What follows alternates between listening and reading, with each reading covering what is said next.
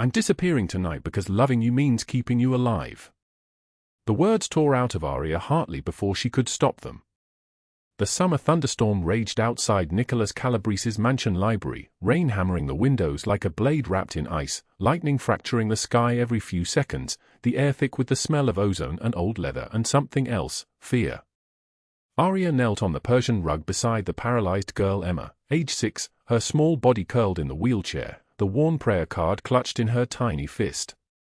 The same card Aria had given her 3 months ago at the shelter when this child had nowhere else to go, no one to believe she mattered.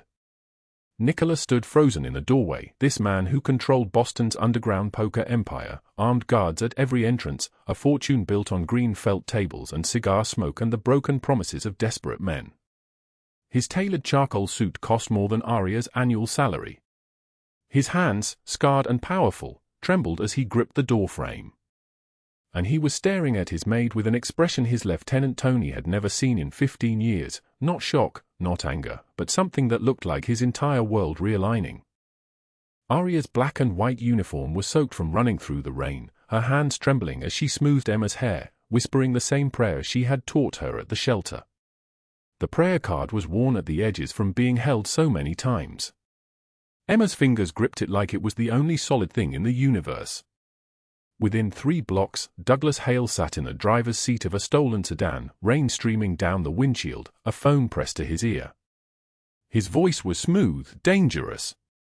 He had found her. After 6 months of searching, after paying off every informant in the Boston Police Department, after following leads from 3 states, he had finally found her. And she was alone. She was always alone.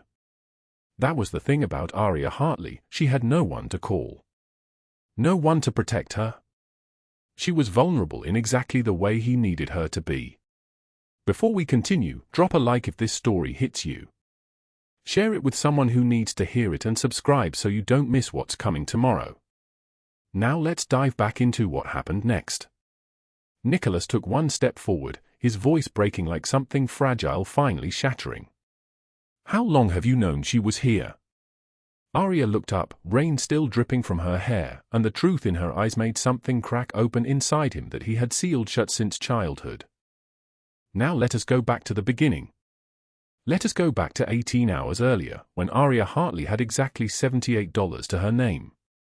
She sat at the edge of her mattress in the studio apartment on the 4th floor of a building that smelled like mold and broken dreams.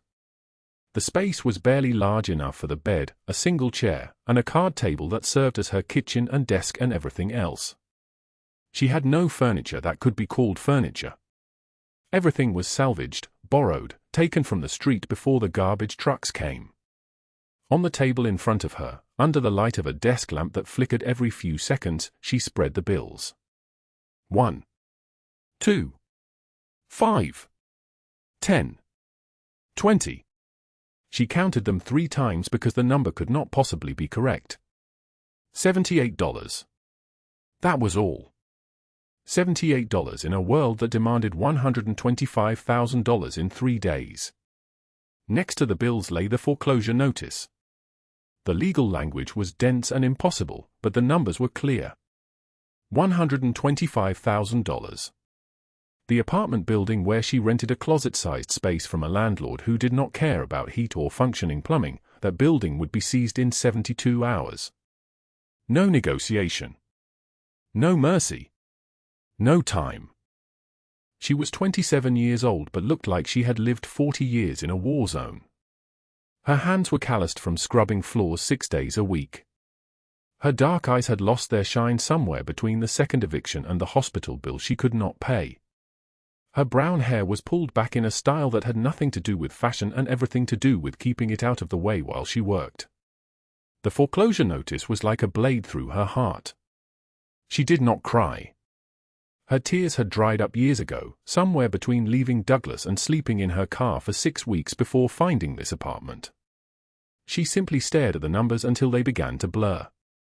The clock on the wall read 11:16 p.m. In 72 hours and 13 minutes, she would be homeless. Again. She had been homeless before. When she was 19, before the shelter took her in and gave her a roof for 1 year until the funding ran out. She remembered the cold. She remembered the feeling of being invisible while simultaneously being in constant danger. She remembered learning to make herself smaller, quieter, less present in the world. She picked up her phone. No messages. The job at Nicholas Calabrese's mansion paid $14 an hour, cash, no benefits, no overtime. 6 days a week, she cleaned the 8,000-square-foot house while the crime boss and his men moved through the rooms without acknowledging her existence. She was part of the furniture. She was part of the air they breathed without noticing. The shelter where she had worked as a volunteer before poverty consumed her life, that was where she had met Emma. The child had arrived on a Tuesday afternoon with a broken collarbone and a social worker who explained that the mother had overdosed. Emma had 4 siblings, all in different foster homes. Emma had no one. When Aria gave her the prayer card, Emma clutched it and asked if God was real, if God could hear her, if God cared about children that nobody wanted. Aria had not known how to answer that question. At exactly 7 a.m. the next morning, Aria's alarm went off on her phone. She had slept 2 hours. She rose, washed her face in the sink, braided her hair, and put on the black and white uniform that Nicholas Calabrese's previous housekeeper had left behind. It fit reasonably well. The fabric was starting to fray at the cuffs, but that did not matter. No one looked at the help. She took the subway to the neighborhood where the mansion sat like a fortress on a hill, surrounded by wrought iron fences and security cameras. Black SUVs were parked in the circular driveway. 3 of them. That meant Nicholas was home. That meant his men were here, probably in the main sitting room playing cards or discussing business or whatever it was that men like him discussed when they controlled everything and everyone. She let herself in through the service entrance using the key he had given her on her first day of employment 3 weeks ago. He had not spoken to her then. He had not spoken to her since. She was the invisible woman who swept his floors and dusted his shelves and scrubbed the bathroom tiles until they reflected the light like mirrors. The kitchen was gleaming marble and stainless steel. Everything cost more money than she would earn in her entire life. She began with the ground floor, moving through the rooms systematically, her hands moving on autopilot while her mind spiraled. $125,000. There was no version of the world where she could accumulate that much money in 72 hours. There was no job, no miracle, no prayer that could change the mathematics of her desperation. She was alone on the 2nd floor, pushing her cleaning cart toward the library, when she heard a sound that made her stop. A sound like pain, or like someone trying not to make a sound. She pushed the cart into the library, a room lined with leather-bound books that Nicholas Calabrese probably had never opened. There was a window overlooking the garden. The light was soft and grey and early morning sad. And in the corner, half hidden by the heavy curtains, there was a wheelchair. In the wheelchair sat a child. A girl, no more than 6 years old, with light brown skin and eyes that looked both ancient and terrified. Her legs were motionless beneath a soft blanket. There was an forestand next to the chair, and a laptop on a small table, and a collection of books that looked well-loved and worn. Aria's breath stopped. The child's eyes widened. She opened her mouth as if to call for help, as if she was trained to tell the adults immediately if someone found her here. But something in Aria's face made her stop. Aria knew that child. She had met her 6 months earlier at the shelter. Emma. This was Emma. The same girl who had arrived with a social worker and a broken collarbone. The same girl who had asked if God was real. What changed everything was that Aria recognized her. What changed everything was that she whispered, very quietly, "I know you. I know what it is to be invisible too." Emma's eyes filled with tears. She reached out one small hand, trembling, and Aria took it. The studio apartment was cold at 4:47 in the morning. The kind of cold that came not from winter but from the absence of heat, from a landlord who saw no profit in warming the spaces where poor people slept. Aria Hartley sat at her desk, a particle board table with one leg shorter than the others, propped up with 3 folded magazines, and counted the money for the 3rd time that night. $1. $2. $3. Her hands were trembling. Not from cold, but from the mathematics of survival. Each bill was crumpled, worn soft from handling, some stained with things she did not want to identify. She arranged them in neat rows of 10, the ritual as old as her poverty. 1 row. 2 rows. 3 rows. And then the loose bills. $5. $2. $1. $78. That was all of it. Every penny she had earned in the past 2 weeks, shifts at the mansion, 12-hour days on her knees scrubbing marble that reflected her face like a funhouse mirror, distorting her into something smaller, something less. $78 spread across the desk under the yellow glow of a desk lamp that was dying, the light flickering at intervals like a failing heartbeat. Next to the money lay the foreclosure notice. It was typed on heavy paper, official-looking, the kind of document that carried the weight of institutions and lawyers and judges who did not know her name. The number was printed in bold, $22,000. $22,000 due in 16 days. The landlord's signature was thick and angry at the bottom of the page, as if his pen had been gripped by rage. She had counted the bills 3 times hoping the number would change. It never did. $78. $22,000 needed. The mathematics of it was so complete, so final, that it felt like a death sentence written in black ink. Aria pulled her uniform from the nail on the wall where it hung.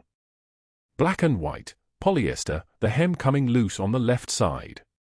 She had tried to sew it twice with thread that did not match, and both times the stitches had torn free within a week.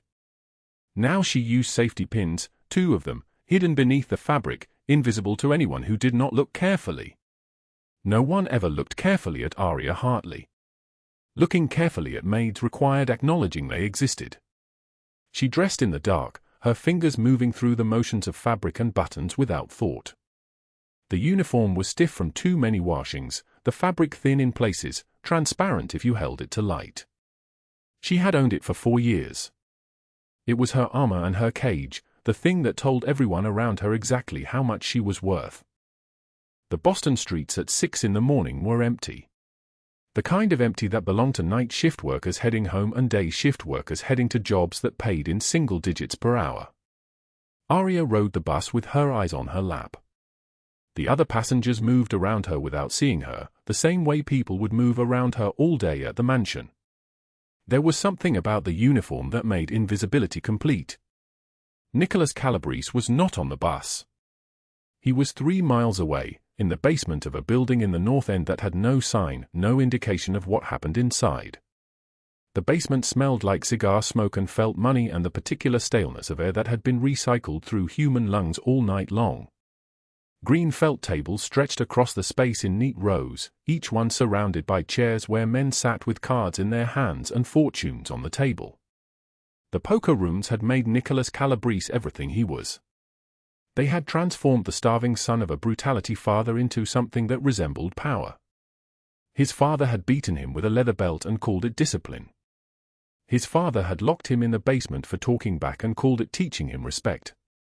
His father had died 16 years ago, drunk in an alley, and Nicholas had watched the funeral from the back of the church, feeling nothing at all. This basement was different. Here, Nicholas moved between tables like a general surveying a battlefield. His suit was tailored, charcoal grey, the fabric worth more than a month of Aria's salary. A gold watch sat on his left wrist, Rolex, 7 figures, a thing of impossible beauty, and his fingers bore silver rings engraved with symbols that meant things to certain people. His hair was dark, greying at the temples, slicked back from his face. He was 6'1", broad-shouldered, the kind of man whose presence made air seem thicker. 2 men stood by the door. Tony was the larger one, built like a refrigerator with a neck, his suit jacket straining against the width of his shoulders. Pietro was leaner, meaner, the kind of man whose face had learned cruelty in childhood and never unlearned it. Both men carried guns in shoulder holsters, visible if you knew how to look. At 4:30 that morning, Tony had come down from the main house to tell Nicholas something. The conversation happened in the corner of the basement, away from the card tables, away from the other men. Nicholas listened to Tony describe what he had found in the East Wing library. A child's shoe. Small, pink, the sole still intact. It had been hidden beneath the curtains, as if someone had taken it off and forgotten to retrieve it.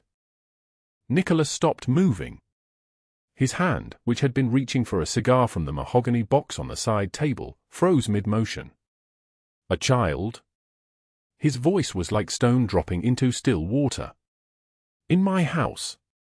Yes, sir, Tony said. His eyes were on the floor. We've searched. There's nothing else. Just the shoe. Nicholas had clawed himself out of poverty with bare fists and ruthlessness.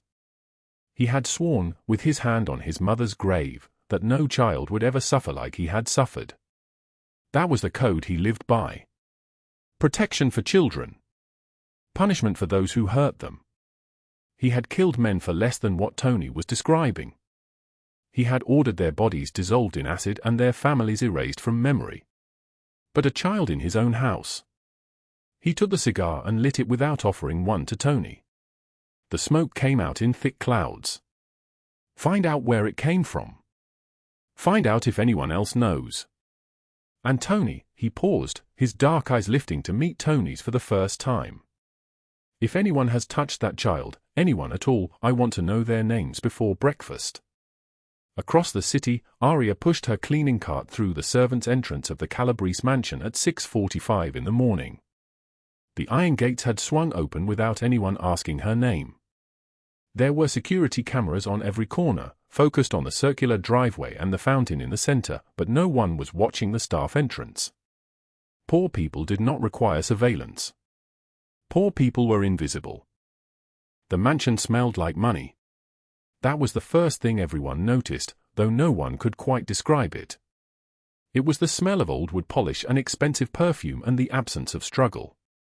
It was what happened when you had never counted your dollars on a desk, when foreclosure notices meant nothing to you. Mrs. Chen handed Aria the mop without looking at her face.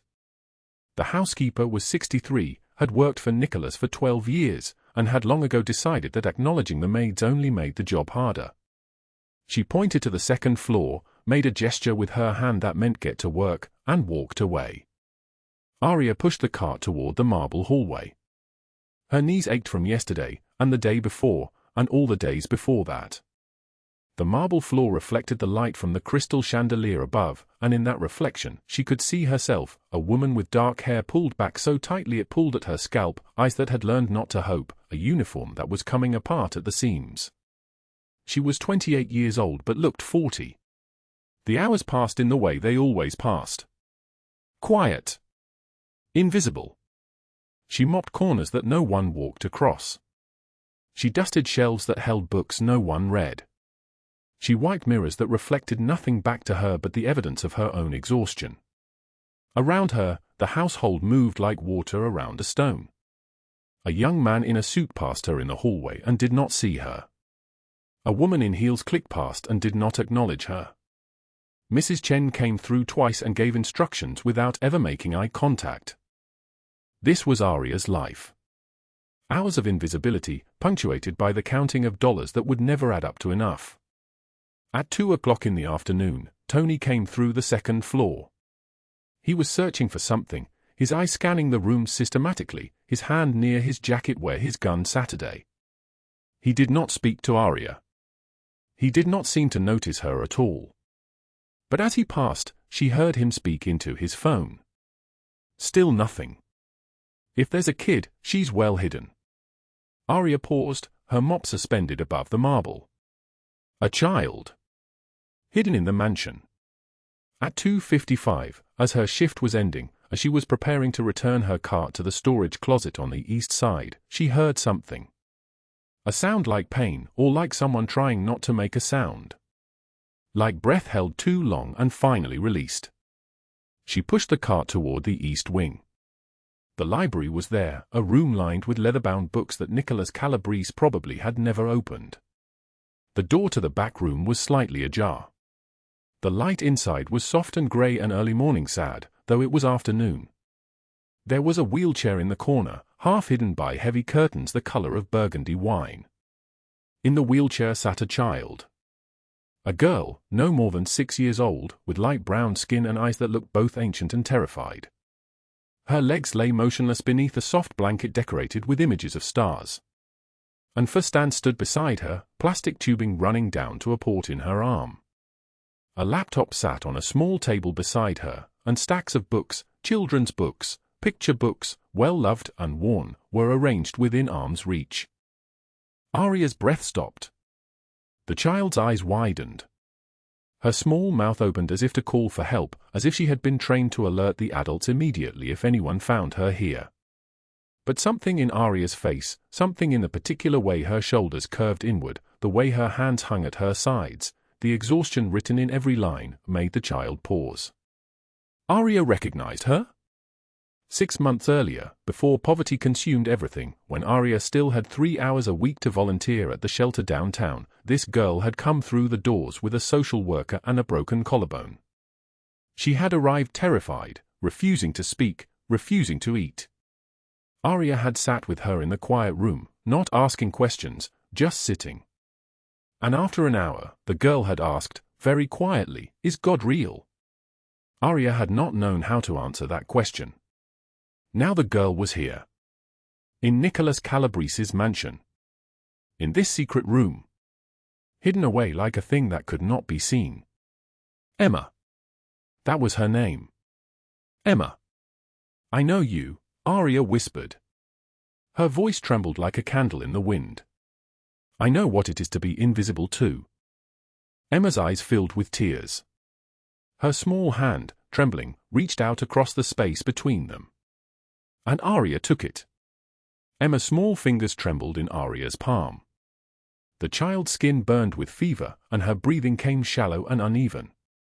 Aria glanced toward the library door, listening for footsteps on the marble floor beyond, then turned back to Emma with a gentle smile that concealed the terror rising in her chest. "You remember me?" Aria whispered. It was not a question. 8 months had passed since that afternoon at the women's shelter downtown, 8 months since Aria had sat with this paralyzed girl and promised that loneliness was temporary, that someone always cared, even when the world felt empty. She had meant every word then. She meant it now. Emma nodded, tears streaming down her small face. "Miss Aria, I've been so scared. A lady came and said I could stay here, that someone would help me, but she never came back. And everyone else is so far away. I don't want to yell because..." Her voice faded to nothing. "Because I'm supposed to be quiet." Aria's hand shook as she reached for the water pitcher on the small table beside the wheelchair. The liquid was warm, stale, untouched for hours. She helped Emma drink, watching the child's throat work to swallow. Dehydration. Fever. The paralyzed legs wrapped in blankets that smelled of antiseptic and illness. Someone had provided medical care, the laptop for schooling, the books, but had abandoned her to silence and solitude in this locked room. "Who brought you here?" Aria asked, keeping her voice steady though her mind raced with impossible questions. "Do you remember her name?" "Catherine," Emma whispered. "She said she knew my real daddy and he wanted to meet me. She said it was a surprise. But then she left, and I've been waiting, and waiting, and no one comes except a man who brings food and checks the tubes. He doesn't talk. He's scared of me." Aria's breath caught. Catherine. A name she did not recognize. A woman who had used this child as leverage, a pawn in some game Aria did not yet understand. She reached into her lunch bag, the worn fabric satchel that contained the only meal she allowed herself each day, and withdrew 2 crackers wrapped in wax paper. "Eat," Aria said. Slowly. Small bites.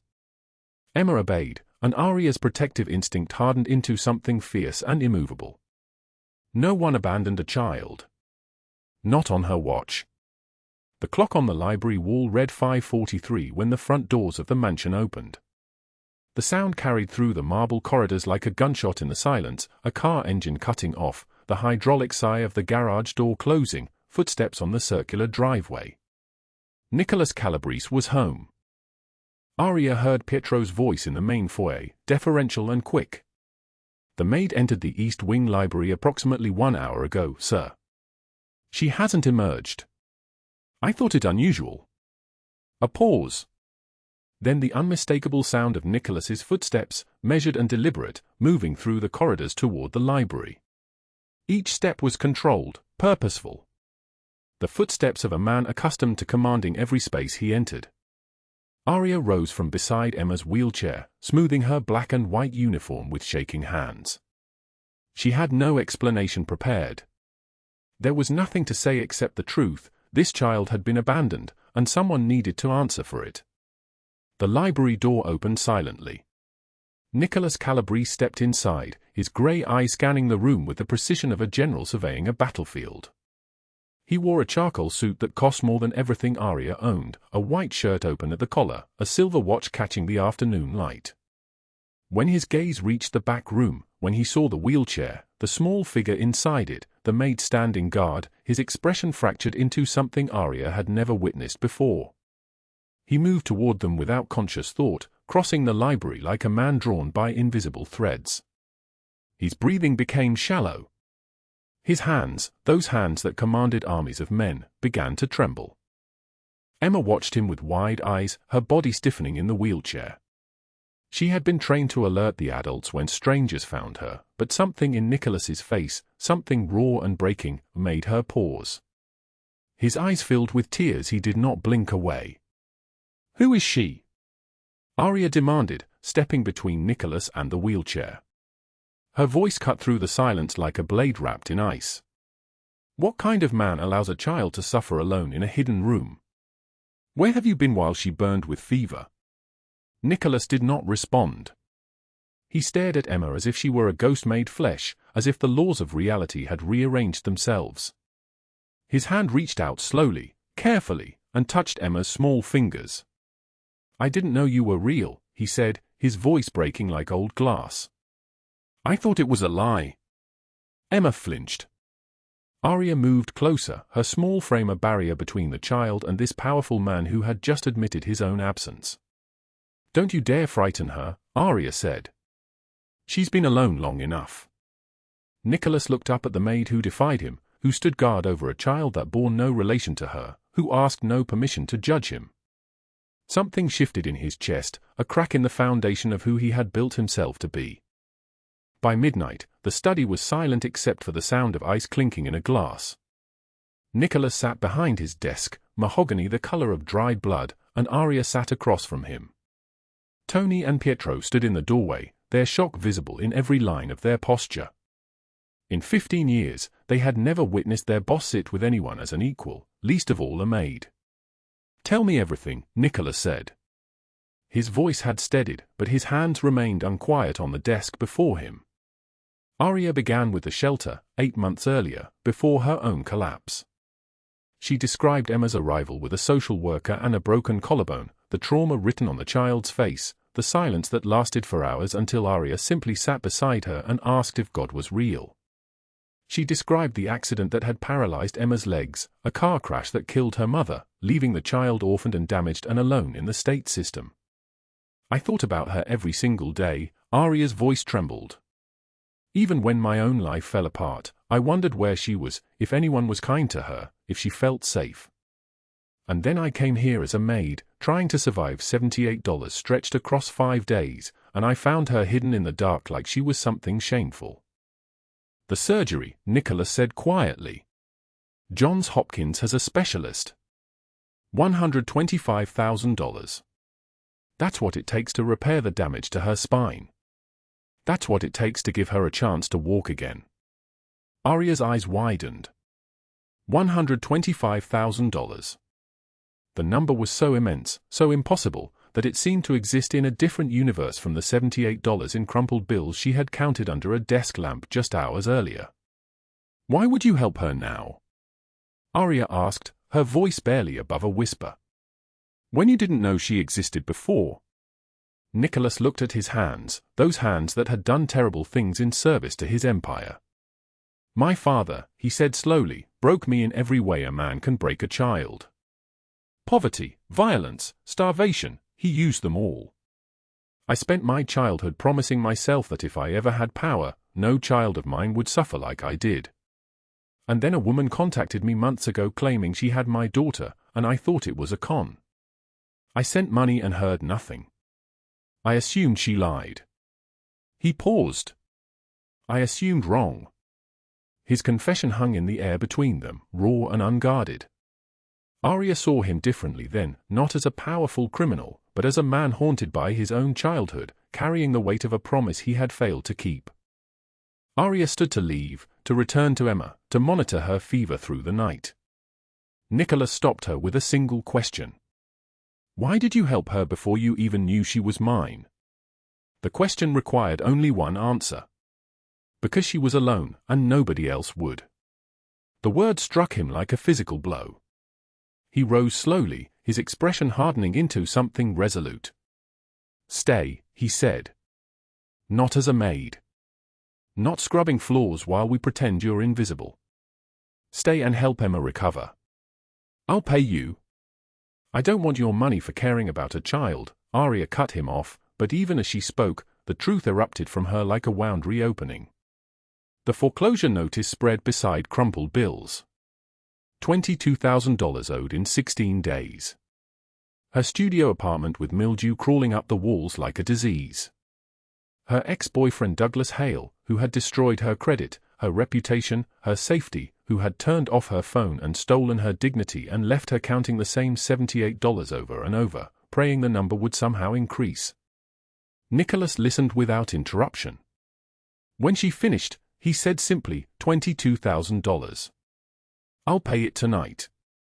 "Why would you help me?" Aria asked, though her voice no longer held the strength of refusal.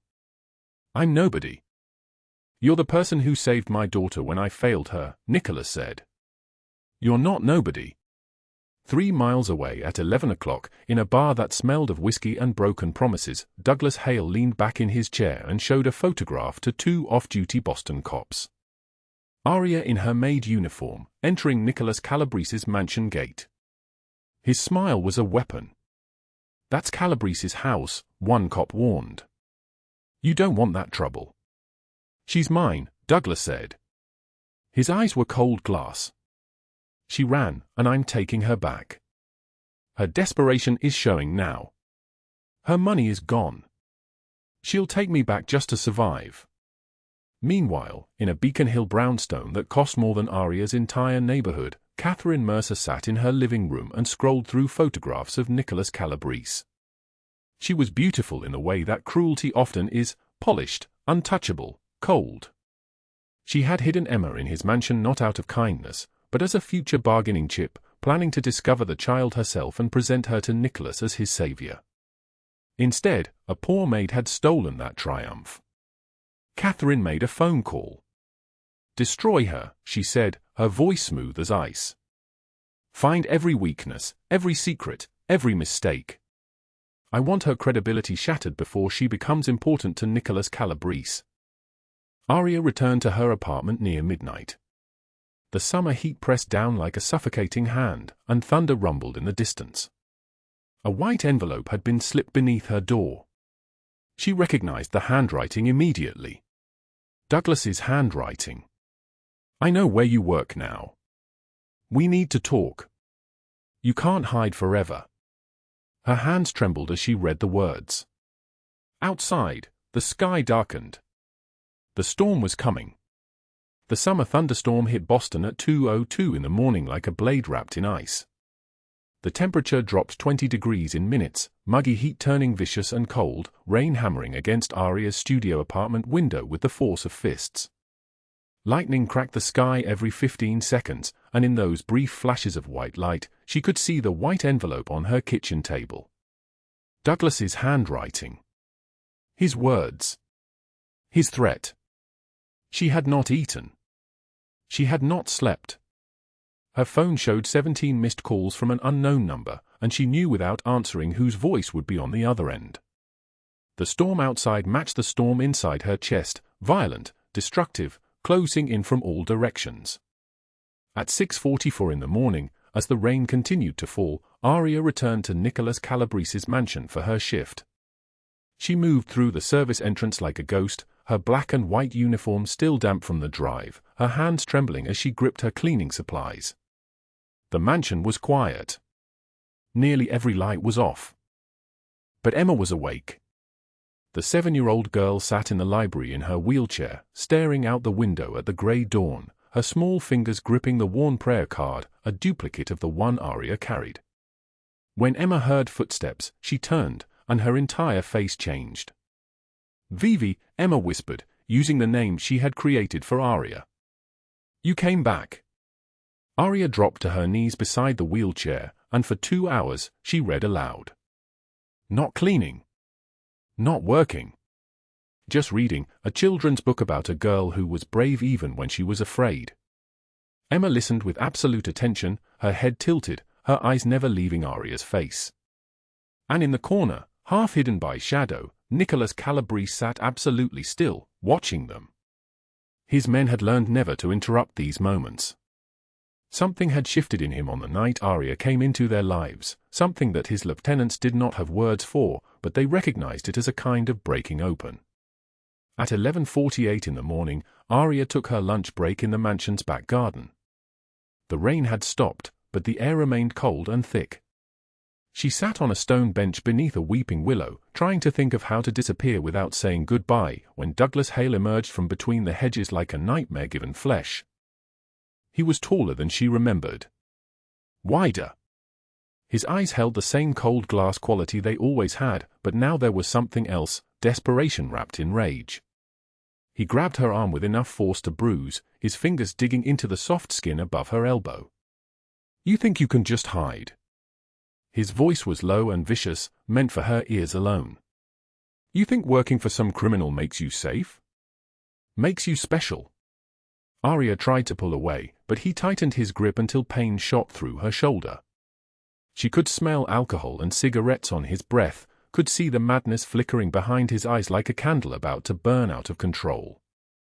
"I have cops," he continued, his voice dropping lower. "Boston cops who will testify you stole from your last 3 employers. I have evidence, Aria. Fabricated, sure, but who will believe you? A broke maid with a foreclosure notice? I will destroy what little you have left unless you come back to me. Your only choice is me." Aria's hands clenched into fists. Her voice, when it came, was barely a whisper, but it was steady. "I would rather sleep in my car than spend one more second with you." Douglas's face twisted. His hand rose. He was going to hit her. The sound of footsteps on gravel came first. Then Tony appeared at the garden entrance, 6 feet 4 inches of muscle and controlled violence, his hand resting casually on the concealed weapon at his hip. Behind him, Pietro emerged from the mansion's side door, blocking any escape route. Both men had the same expression, calm, patient, and absolutely lethal. Douglas released Aria's arm like he had touched fire. He stepped backward, his hands raised in a gesture of false innocence, but his eyes burned with something darker. "This isn't over," he said to Aria, his voice dripping venom. "You're going to regret this. When he gets bored with you, when the danger finds him because of you, you're going to remember this moment and understand what you threw away." Tony moved forward, and Douglas ran. They did not chase him. They did not need to. That afternoon at 3:53 p.m., Catherine Mercer arrived at the mansion uninvited, driving a black Mercedes that cost more than Aria earned in 2 years. She wore white linen and pearls, her blonde hair perfectly styled, her smile sharp enough to cut glass.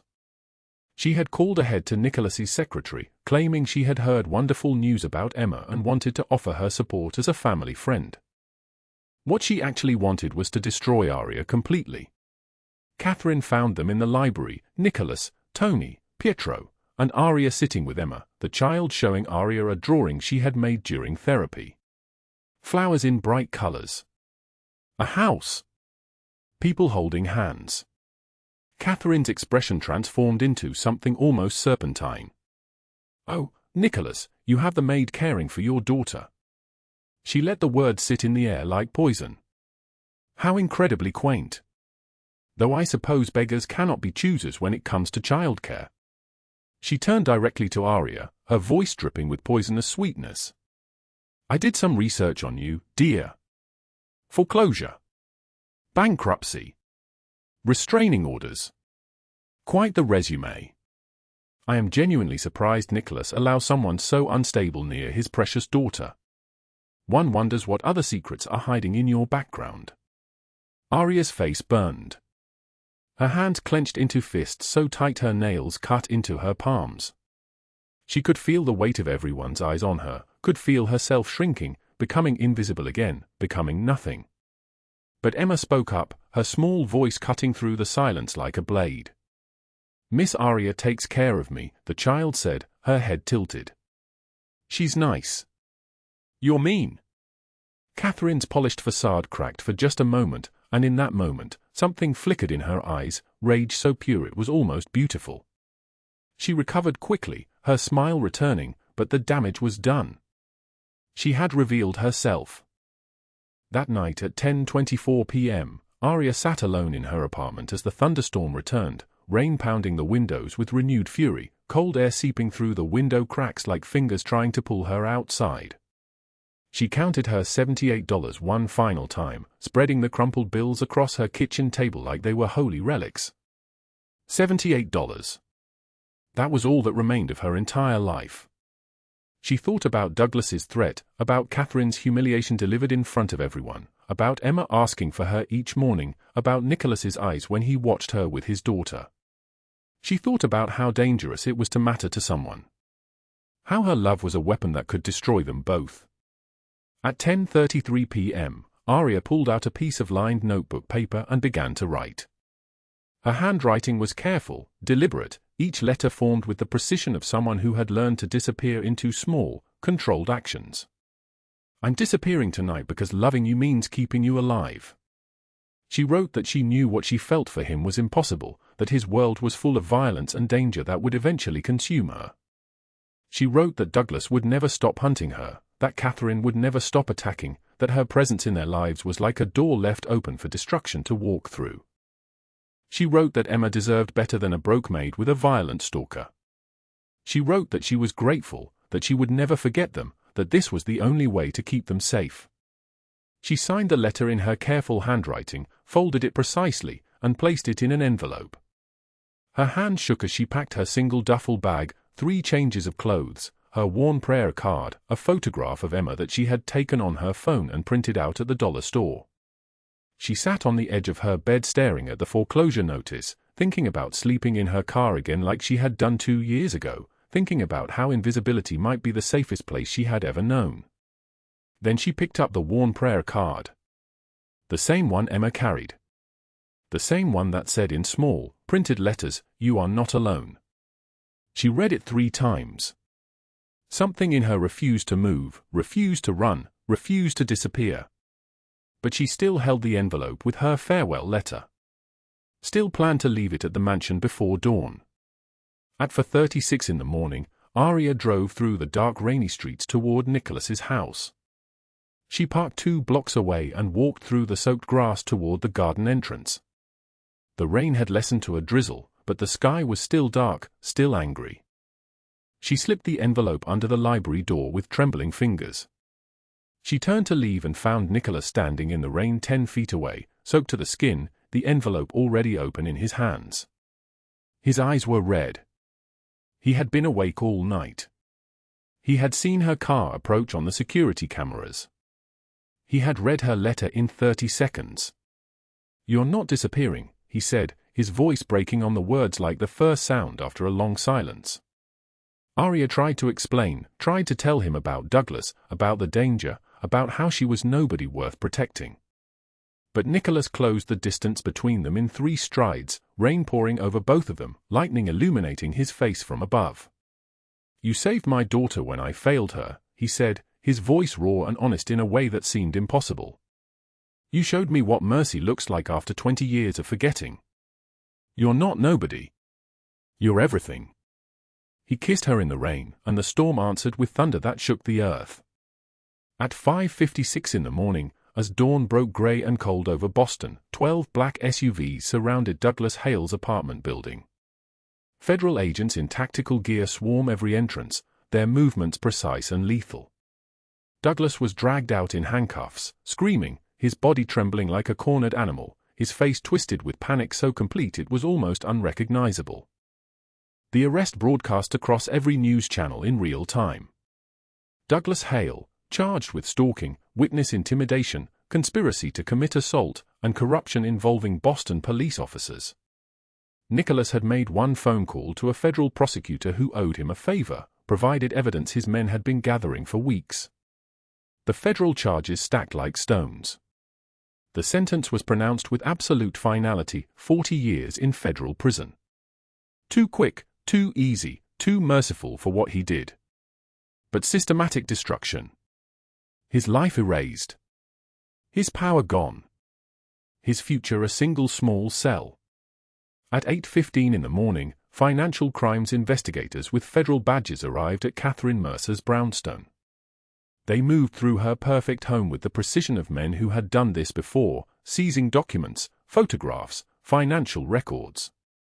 Nicholas's people had discovered everything: her embezzlement from 3 charities she chaired, her fraud schemes, her manipulation of Emma's placement in the system to use the child as a pawn in her game of ambition. Catherine was led out in handcuffs in her silk robe, photographers catching every moment as her perfect facade crumbled. The cameras flashed like lightning. The headline screamed across Boston's society pages. Child endangerment. Fraud. Embezzlement. Federal prison. 30 years. Her wealth seized. Her social standing destroyed. Her name becoming synonymous with cruelty. She screamed that this was a mistake, that this was wrong, that she was Catherine Mercer and people like her did not go to prison. But the federal agent just clicked the handcuffs tighter and read her rights in a voice that did not care about her screaming. Both villains destroyed. Both publicly. Both systematically. Both permanently. Sometimes one hand reached out at the right moment can change an entire life.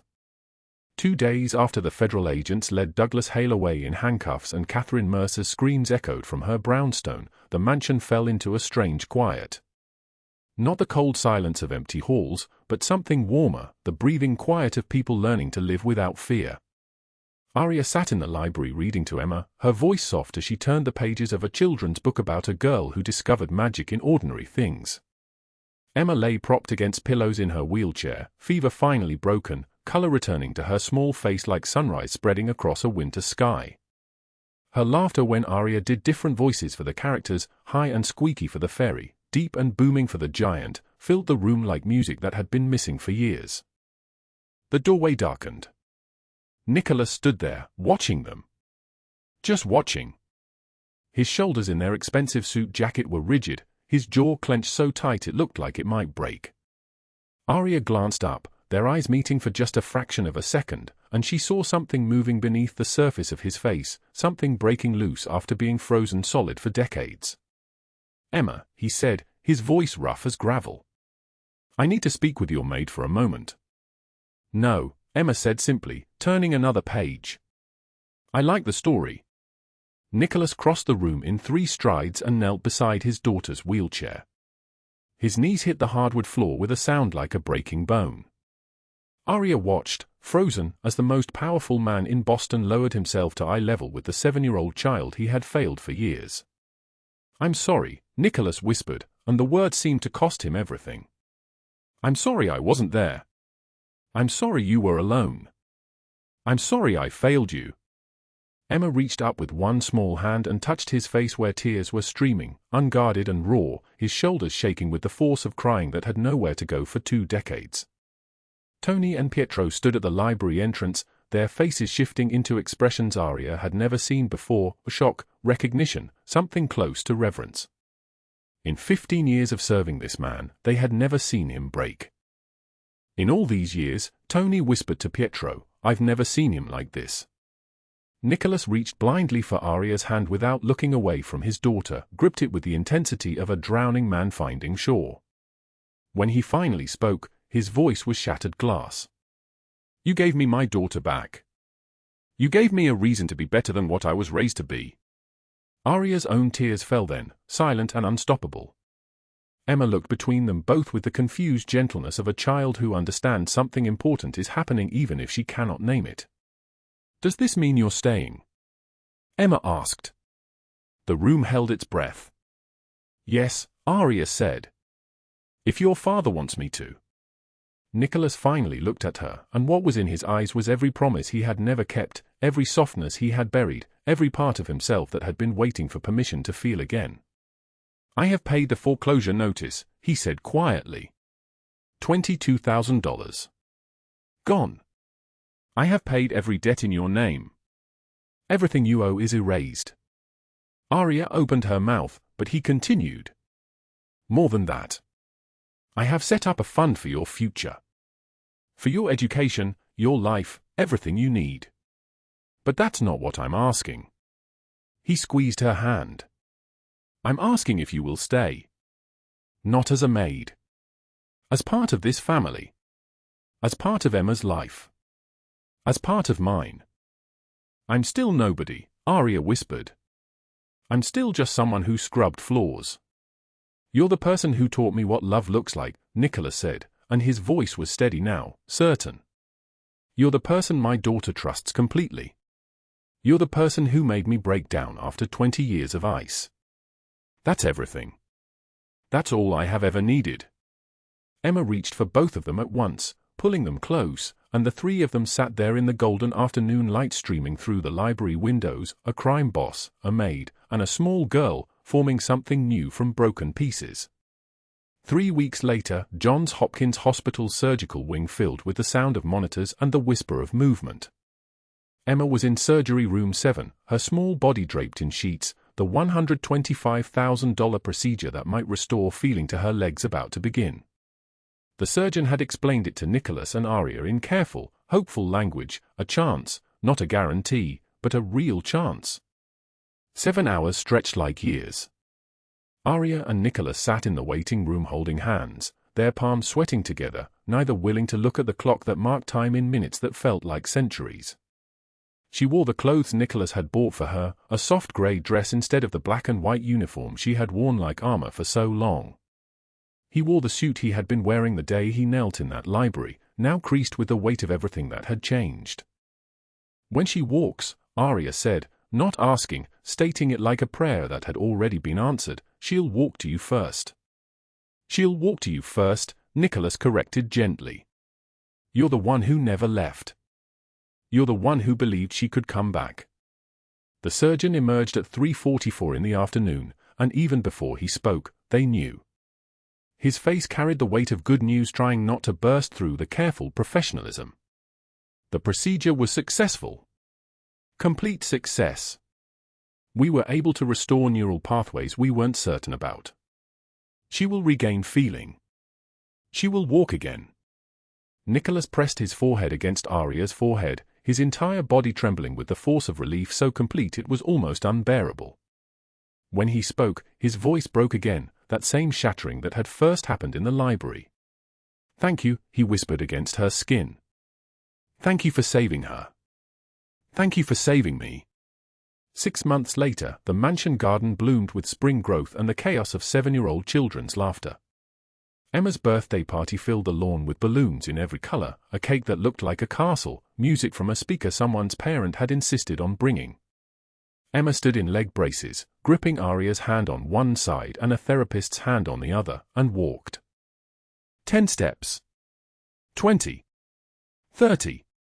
Her face concentrated with effort and joy in equal measure, her laughter breathless with the miracle of her own body obeying commands it had forgotten how to follow. Tony and Pietro stood guard at the garden's perimeter in their dark suits, but they were smiling. Pietro was helping one of Emma's classmates retrieve a balloon that had drifted into the hedge. Tony was laughing at something another child had said. The violence of their world seemed very far away, held back by some invisible wall that Nicholas had insisted on building, a safe place for a child to have cake and friends and the ordinary magic of growing up. During the party, Nicholas caught Aria's arm gently and led her away from the noise, back to the library where everything had begun. The same room. The same light. The same books on the shelves. He closed the door softly behind them, muffling the children's laughter into something distant and dreamlike. Will you stay forever? He asked. Aria kissed him instead of answering, a yes that lived in every part of her body. Elsewhere in America, in cells that would hold them for the next 4 decades, Douglas Hale and Catherine Mercer sat in prison uniforms that erased everything they had been. No power. No influence. No escape. Just the slow, relentless passage of time marking the cost of their cruelty. But in the mansion garden, as evening softened the light to gold, Emma ran to them and threw her small arms around both of them at once. I love you, Daddy. I love you, Aria. Nicholas pulled them both close, his daughter who had been lost and was found, the woman who had found her, and spoke words that would echo long after this day had turned to memory. Sometimes one hand reached out at the right moment can change an entire life. The camera pulled back to show them together in the fading light, 3 people forged from poverty and violence and impossible circumstance, held together by a single choice to care when caring cost everything. If this story moved you, drop a like right now. Share it with someone who needs to remember that mercy matters, that kindness is never wasted, that reaching out can change everything. Subscribe because tomorrow we have another story that will break you open and put you back together. Your support keeps these stories alive. Thank you for being here.